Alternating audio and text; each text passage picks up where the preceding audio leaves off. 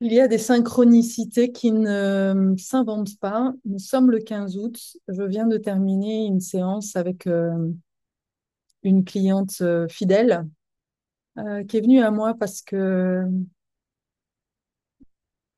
elle, euh, elle souffrait, elle souffrait de voir que ses parents ne parviennent pas à donner de l'amour à son fils. Et on est parti de là. Et en réalité, on est arrivé à un rituel qui était vraiment magnifique, euh, un rituel de guérison avec sa mère. Cette femme a été abandonnée par sa mère et malheureusement, ses parents adoptifs l'ont négligée dans le sens où ils ne lui ont pas apporté tout l'amour dont elle avait eu besoin pour réparer ce cœur brisé d'enfant abandonné.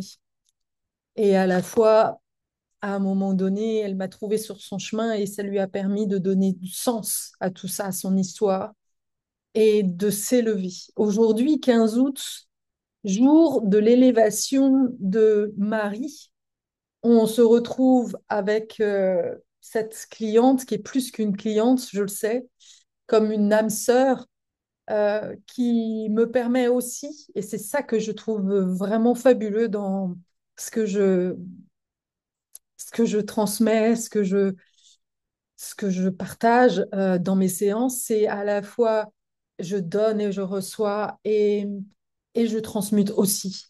Parce que grâce à cette femme, j'ai senti que je faisais aussi un rituel de guérison avec ma mère. Un rituel, elle me permettait, en la guidant, je me permettais, je ne sais pas si c'est clair, mais je me suis permise, en fait, je me suis retrouvée comme devant ma mère à, à honorer ce qu'elle m'a donné. C'est incroyable comment certaines de mes clientes, qui ne sont pas mes clientes d'ailleurs, parce que j'ai horreur de ce mot-là, mais de mes voyageuses, on va dire, euh, me sont tellement des miroirs de moi-même euh, qu'elles me permettent de passer des caps. Et, euh, et si tu es sur ma chaîne, tu sais que souvent, je pointe, parce que c'est aussi la première étape, de pointer tout ce dont on a manqué. Le traumatisme de négligence qui rejoint souvent les personnes qui sont ici est un traumatisme invisible. Donc, c'est pas facile, en fait, de nommer ce dont on a manqué. Autant c'est facile de nommer un traumatisme qui a laissé des traces de violence, de coups. Mais le traumatisme de négligence, c'est un traumatisme invisible, fait d'absence, de soutien, d'amour inconditionnel. Euh, Là, dans son cas, c'est un traumatisme qui a répété l'absence, la séparation. Pour une enfant qui a été adoptée, c'est une torture psychique. Et ça a développé chez elle des TOC. Et ce TOC était une façon, une stratégie qu'a adopté son cerveau pour ne pas euh, partir en cacahuète, en fait. Elle aurait pu devenir complètement schizo, complètement folle. Euh, et ou complètement s'effondrer et faire n'importe quoi en se retrouvant seule à la maison alors que ses parents partaient. Comme venir répéter ce traumatisme tellement violent en fait de la séparation. Mais c'est une âme forte, c'est une vieille âme évidemment. C'est une âme sage qui a su trouver le chemin pour donner du sens à tout ça. Et là, dans ce rituel, où à un moment donné, je lui ai proposé, j'ai senti que c'était important qu'elle voit le regard, le miroir de sa mère, parce que elle avait fait une confusion. Et si je te partage ici, c'est peut-être parce que ça va faire écho avec ta relation à la mère. Parce que ce 15 août nous invite, je crois vraiment, à, à faire la paix avec notre mère biologique pour nous élever. Parce que tant que nous n'avons pas fait la paix avec notre mère, avec notre Père aussi, évidemment, nous ne pouvons pas nous élever vers le Père céleste et, et reconnaître, reconnaître en fait ce féminin sacré, ce féminin, je préfère divin, en nous, notre dimension spirituelle. Attention, pour moi, le féminin divin, c'est pour ça que je ne l'appelle pas le divin sacré, parce que je n'aime pas cette notion de féminin sacré qui est trop éthéré, qui est trop hors sol. Non, le féminin divin, c'est reconnaître notre divinité, mais c'est aussi euh, rester attaché à cette humanité. Et c'est cet équilibre-là qu'il n'est pas toujours évident de d'harmoniser. Je suis une humaine en chemin et à la fois j'ai ma dimension spirituelle, l'âme qui chemine et qui porte en elle un pouvoir de guérison. Et cette femme que j'ai accompagnée, parce qu'elle transforme, devient une guérisseuse et devient d'ailleurs une révélatrice de vérité. Et quand elle arrive dans un, dans une structure, dans un cercle, euh, elle, elle, elle rend visible, en fait, presque malgré elle, cette vérité. Et c'est aussi le chemin que d'honorer ses dons et de ne pas emporter la culpabilité. Je, j'active aussi cette vérité, je mets en mouvement en fait cette vérité, c'est-à-dire que je déclenche des choses qui sont souterraines. Chez elle, par exemple, ça s'est manifesté par le fait que quand elle a retrouvé une partie de, enfin, son frère et sa sœur biologiques, eh bien, parce qu'elle les a retrouvés, quelque part, elle a accéléré la séparation des deux couples. Et au départ, elle s'en est sentie coupable. Mais non, il n'y a pas à s'en sentir coupable. Au contraire, il y a à honorer bah, le don qu'elle a parce que en faisant ça, elle met chacun sur sa bonne trajectoire. Elle rend visible, manifeste, et c'est là la, la, la, la spiritualité incarnée. La spiritualité, elle se vit dans la matière. Et en honorant, justement, en faisant ce rituel de miroir avec sa mère, eh bien, elle a pu enfin dissocier les choses. Et c'est-à-dire, pour elle, il y avait une confusion entre l'apparence de sa mère, l'idolâtrie, quelque part, du physique de sa mère qu'elle avait, voilà, qui était là, qui la maintenait, qui maintenait encore cette loyauté, et de l'autre côté, une espèce de, de colère, non, je ne veux pas. euh, je ne veux pas je ne veux pas te ressembler, je ne suis pas toi. Et, euh, et voilà, comme une espèce d'adolescente qui veut prendre de la distance.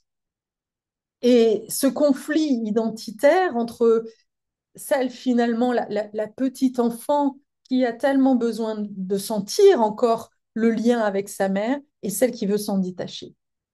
Et ça, eh bien, évidemment, c'est une dualité euh, que l'on ressent tellement souvent quand il s'agit de séparation.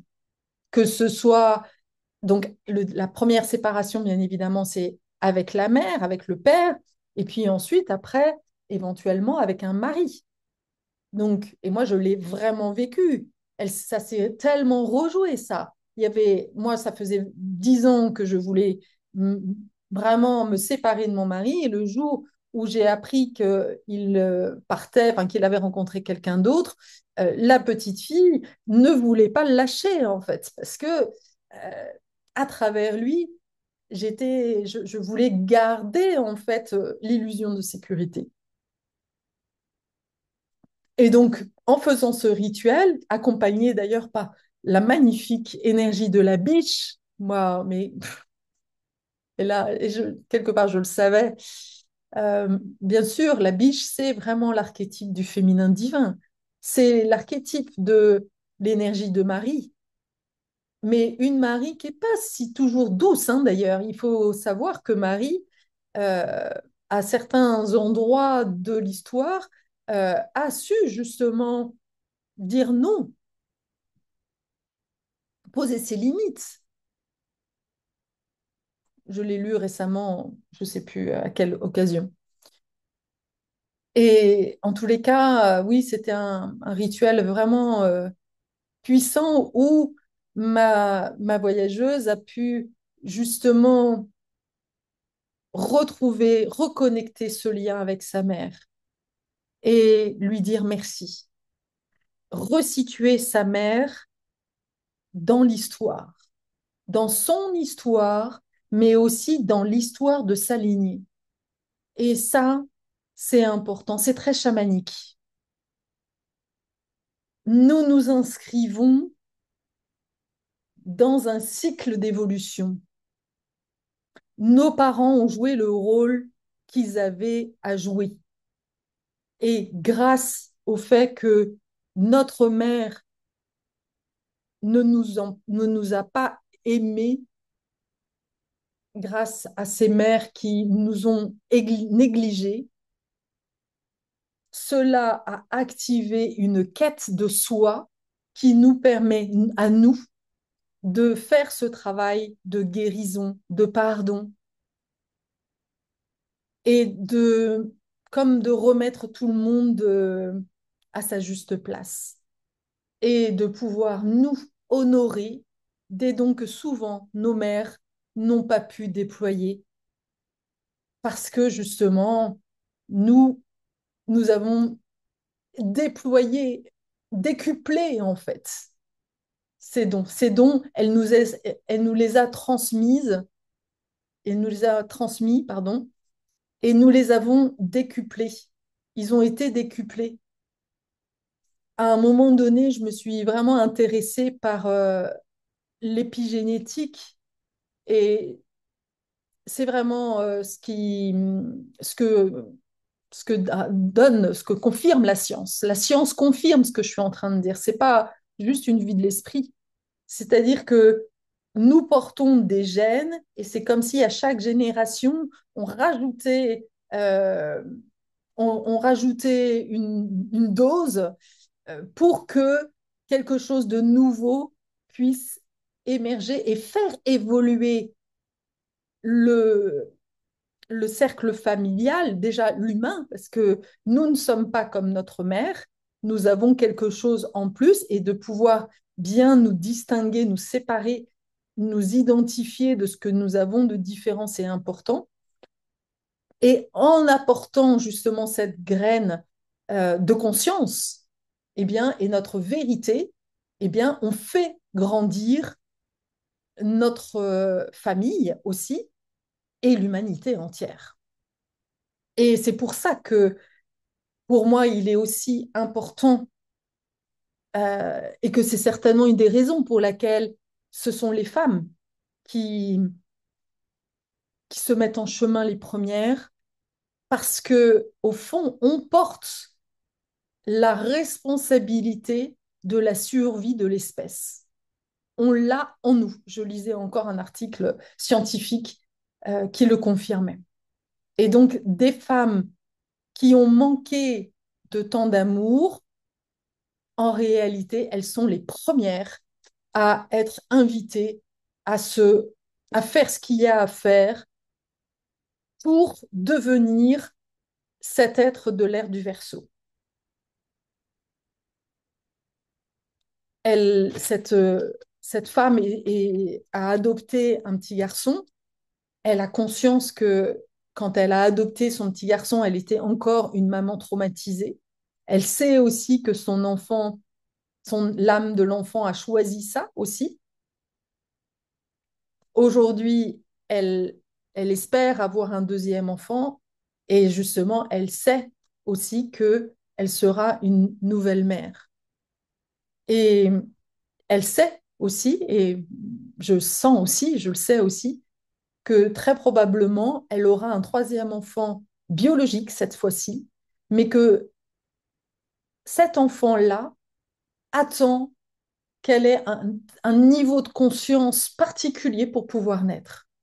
Et ça, c'est quelque chose aussi que je souhaitais transmettre parce que je sens et j'accompagne de plus en plus de mamans qui font des PMA puis qu'à un moment donné se disent non mais il doit y avoir autre chose, euh, qui font la démarche de réparer leur histoire et qui finalement pas, deviennent enceintes. Euh, et ça, je trouve ça magnifique. J'ai Charlène qui est venue à moi il y a 2 ans, qui avait, pareil, une histoire avec une mère toxique, mal aimante, on va dire. Et donc, on a fait ce travail-là. Et là, elle est maman d'une petite fille qui est née il n'y a pas si longtemps. Quel bonheur! Quel bonheur! Mais à la fois, je dis, quelle intelligence de ces âmes qui sont déjà, avant même de naître, des gardiennes de justesse. Elles attendent que la mère, et c'est comme si déjà l'âme qui n'est pas encore là, c'est quand même dingue, l'âme n'est pas encore là, mais c'est comme si elle envoyait déjà des messages à la future mère du chemin à faire pour devenir mère. Parce que il faut que tu saches aussi que ton âme était déjà présente, et ça, attention, hein, là, ça va bugger, je pense, chez toi. Ton âme existait dans le ventre de ta grand-mère. Et ouais, ça aussi, c'est la science qui nous l'apprend. C'est quand même incroyable. Donc, en fait, ça, pour moi, ça parle encore de la puissance de l'invisible et de comment tout se passe dans l'invisible. Et des mystères du vivant, on est encore très très loin d'avoir tout compris. En tous les cas, en ce 15 août, je t'invite à vraiment faire la paix avec ta mère. Pour cela, je te propose un rituel qui est de prendre une bougie, de prendre un miroir, de te regarder dans ce miroir et de voir dans ce miroir ta mère et de retrouver le lien, déjà de prendre un temps de respiration, d'appeler peut-être l'énergie de la biche. Je vais d'ailleurs te lire le message de la biche pour que tu puisses t'en imprégner.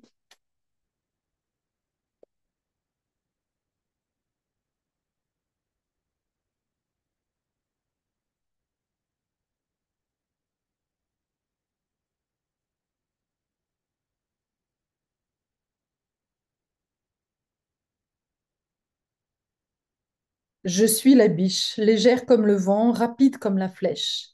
À peine je me pose que je disparais. Je ne connais aucun obstacle dans la forêt. Chacun cherche à saisir ma beauté naturelle, cette beauté et cette grâce. Je les dois avant tout au mouvement que je donne à ma vie. Je sais me faufiler au sein des bois les plus denses. Je sais sauter les obstacles avec élégance, traverser les ruisseaux et courir dans les plaines. J'ai pour moi la vitesse, l'agilité, la délicatesse. Mon intuition me permet de poser mon pas en toute légèreté. Je viens t'enseigner l'art de la course. En courant après moi, tu iras de l'avant. Tu cesseras de t'appesantir, de t'interroger, de gamberger, de remuer le passé. Tous les animaux vont de l'avant. Ils ne regardent pas en arrière. Ils s'appuient sur le mouvement. Seuls les hommes se retournent et reviennent sur leurs pas. Je t'apprendrai à aller de l'avant, à t'aventurer vers l'inconnu. Tu peux me faire confiance, je connais le secret des forêts les plus denses.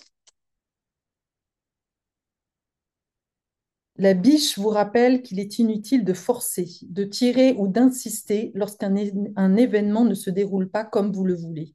Elle vous invite au contraire à changer de territoire, à bondir dans une autre direction et à vous attacher à rien. La biche est toujours signe de mouvement, de légèreté, de grâce et d'élégance. Elle vous invite à lâcher prise, à ne pas chercher à contrôler l'autre ou la situation, à vous laisser porter par le vent et par votre intuition.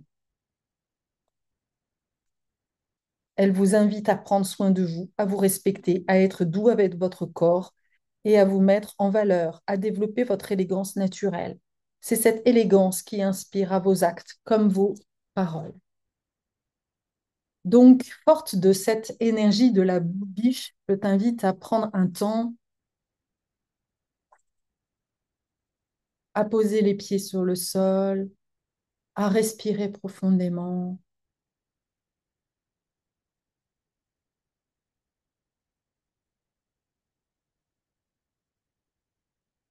et à commencer à regarder donc ton reflet dans le miroir et de regarder à travers ce miroir ta mère qui t'a donné vie et de lui dire merci. Merci pour ce qu'elle t'a transmis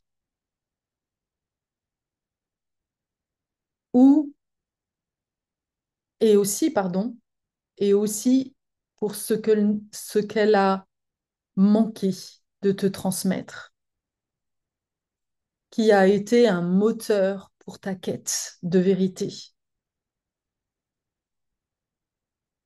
la quête de ce que tu avais à acquérir, à comprendre, ta quête spirituelle, et qui t'a permis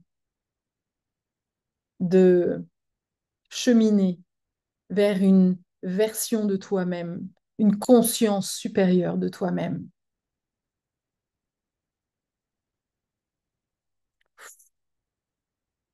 Reconnais derrière tout ce que, toutes les blessures, le cadeau divin de ta mère, qui dans l'invisible a joué un rôle parfait pour faire de toi qui tu es maintenant et de lui rendre grâce. En lui rendant grâce, tu te rends grâce. Hmm. Il y a quelque chose là qui ouvre ton cœur. Merci, maman, d'avoir été dans cette morbidité,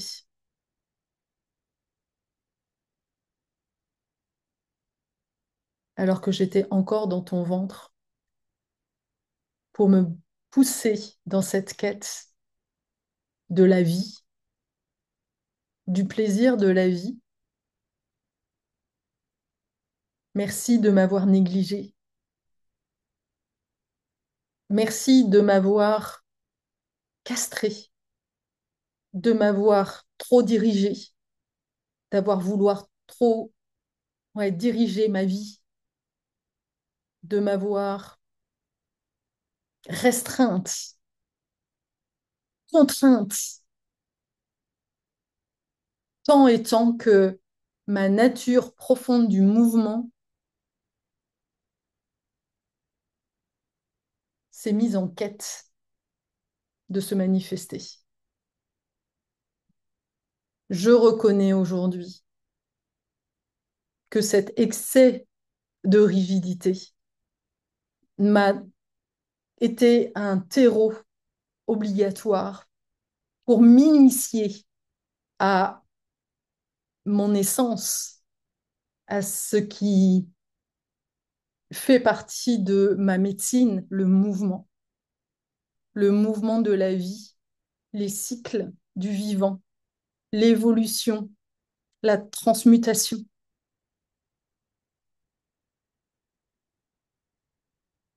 Et merci, merci. Et ça, c'est vraiment quelque chose de très puissant dans mon histoire. Merci d'avoir sacrifié ta vie pour m'aider en fait sur mon propre chemin. Parce que quand ma mère est décédée, j'ai entendu beaucoup de messages, j'ai senti, c'est comme si elle me guidait sur mon chemin, dans ma trajectoire. Ça a été très clair à ce moment-là. Je savais qu'elle s'était sacrifiée, que son rôle était d'être dans le sacrifice pour moi m'obliger à ne pas reproduire ça et à vivre une vie beaucoup plus alignée avec mes valeurs, avec ce qui était important pour moi et de me choisir, coûte que coûte.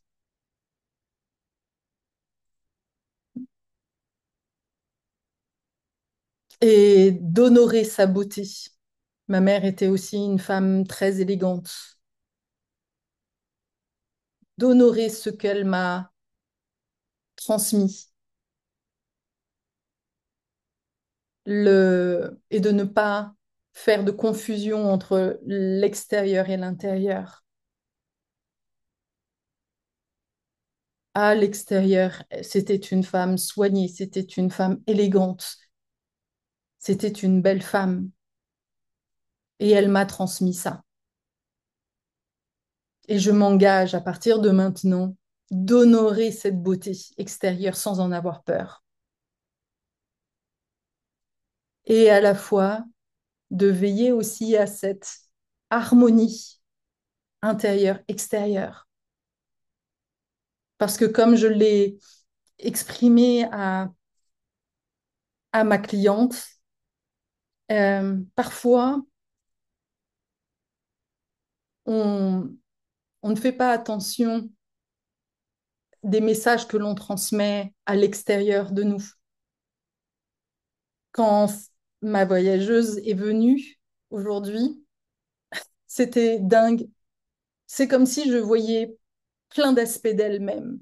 Il y avait la petite fille, il y avait la femme fatale, euh, il y avait l'adolescente. Waouh! Du coup, c'était, voilà, tout était disloqué. Il n'y avait pas d'unité. Et en nommant ça à la fin, elle a pris conscience que oui, il y avait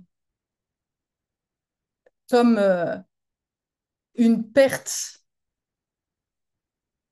une perte de connexion avec elle-même, qu'elle avait mis un rouge à lèvres parce que son mari lui avait renvoyé qu'elle se négligeait. Alors tout de suite, elle a essayé, là encore, de plaire, mais c'est pas parti de son intériorité. Elle est allée chercher des repères à l'extérieur. Elle avait mis un rouge à lèvres rouge, alors que à l'intérieur d'elle, il y avait une petite fille qui avait tellement besoin d'amour, et on a commencé par ça, par redonner du soutien, de la ressource, du maternage, du contact à sa petite fille intérieure. Et donc, il y avait forcément une dissonance entre ce qu'elle portait en elle, cette fréquence d'une petite fille blessée, et ce qu'elle renvoyait au monde, la femme fatale avec le rouge à lèvres rouge, et qui attirait des regards de prédateurs. Donc forcément, ça lui donnait une perception, les regards qu'il attirait faisaient rajouter en fait de la dissonance avec ce qu'elle vibrait à l'intérieur, et sa part blessée. Elle se sentait particulièrement vulnérable, forcément. Donc, voilà, il y a vraiment retrouver cette harmonie à l'intérieur de soi, mais commence par une harmonie dans notre fréquence. Et ça passe par le pardon avec notre histoire, faire la paix avec notre histoire et évidemment notre mère. Et ça peut durer longtemps, je suis bien placée pour le savoir. Mais je sens que là, et oui, 15 août 2025, je te rappelle, on est en cycle 9. Il y a vraiment quelque chose à lâcher pour te permettre justement d'honorer la femme que tu es et de retrouver cette connexion à la jouissance. Parce que nos mères, et là je fais une généralité, mais je pense que c'est pas loin de la vérité, nos mères ne portaient pas la joie. Nos mères portaient l'énergie du sacrifice. Et on a été biberonné par cette notion euh, cette croyance que nous n'avons pas le droit ni à l'amour, ni à rien, qu'on devait se sacrifier sur l'autel de la religion et qui a transmis aussi une image tellement négative de la sexualité qui nous a coupés de notre corps. Donc, en ce 15 août, honorons notre corps, quel qu'il soit. Et là, je t'invite du coup à te mettre en mouvement. La danse libre est vraiment, comment dire, pour moi, en tous les cas, la danse a été vraiment un endroit où je me suis retrouvée dans le corps, où mon corps, où j'ai retrouvé la puissance, l'intelligence de ce corps et cette connexion avec quelque chose de tellement plus grand, avec justement cette, ces énergies cosmiques, divines, avec le grand tout. Et le danser avec tout ce qui est là. Ok, je pars, tu prends une musique. Là aussi, laisse faire la nature, laisse faire la surprise. Tu te mets une musique et, euh, et laisse-toi danser, laisse ton corps, écoute ton corps. Voilà, pars de ça. Écoute ton corps, comment il est. S'il est lourd, danse la lourdeur. Pars de ce qui est là, avec ce que tu es. J'en ai marre, c'est compliqué. Ok, pars avec ça, danse avec ça. Et ça se transforme. Plus tu danses avec tout ce qui est là, plus ça se transforme. C'est magique. Je t'invite vraiment à faire ce deuxième rituel. Donc, en résumé, pour ce 15 août, deux rituels qui te sont proposés. Le premier, le rituel de ta mère. Tu peux le faire devant un miroir, tu peux le faire aussi en écrivant à ta mère, en honorant ta mère, en la remerciant et en nommant justement ce qu'elle t'a permis de développer, d'acquérir, de nommer ce dont tu as manqué en disant, OK, oui, oui, je reconnais. Tu n'as pas été la mère idéale dont j'aurais eu besoin, mais tu es la mère idéale que mon âme a choisie pour développer tel talent. Et là, je reconnais ça. Et donc, en reconnaissant, je reconnais mon talent d'avoir transformé cette blessure en médecine. Et là, tu as ta médecine, tu as ton talent. C'est magnifique. Tu as ce que tu as de plus, comment dire, de plus précieux à partager au monde. Et le deuxième, de faire la même chose, mais dans la danse, en partant de ton corps. Donc, quelque part, tu peux aussi oublier tout ce que tu as écrit, mais c'est souvent déjà dans ton corps, et de te laisser danser, sans mettre ta tête. L'idée, c'est vraiment de lâcher la tête et de vraiment appeler l'énergie de la biche, la médecine de la biche et du mouvement libre. Ok, laisse faire. Et tu honoreras la sainteté en toi. Je pense qu'en ce 15 août, c'est vraiment l'appel d'honorer ta sainteté. Honorer l'Esprit Saint en toi. Et que veut dire l'Esprit Saint?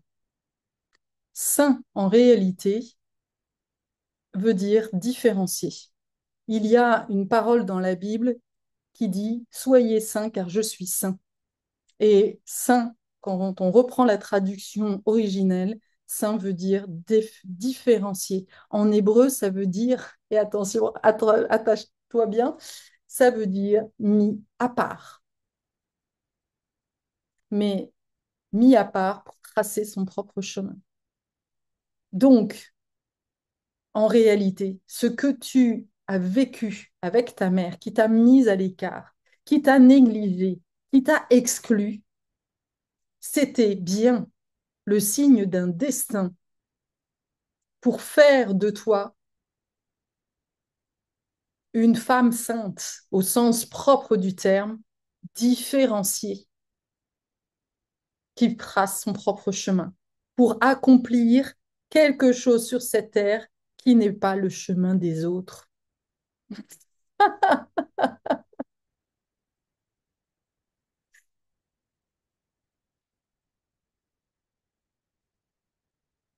Je suis émue. Je suis émue par mon propre chemin et par tous les chemins de ces femmes que j'accompagne, qui ont le courage de tracer leur propre chemin, malgré les souffrances, malgré... Waouh, quel courage, quelle beauté que cette humanité qui se prépare. Merci, merci.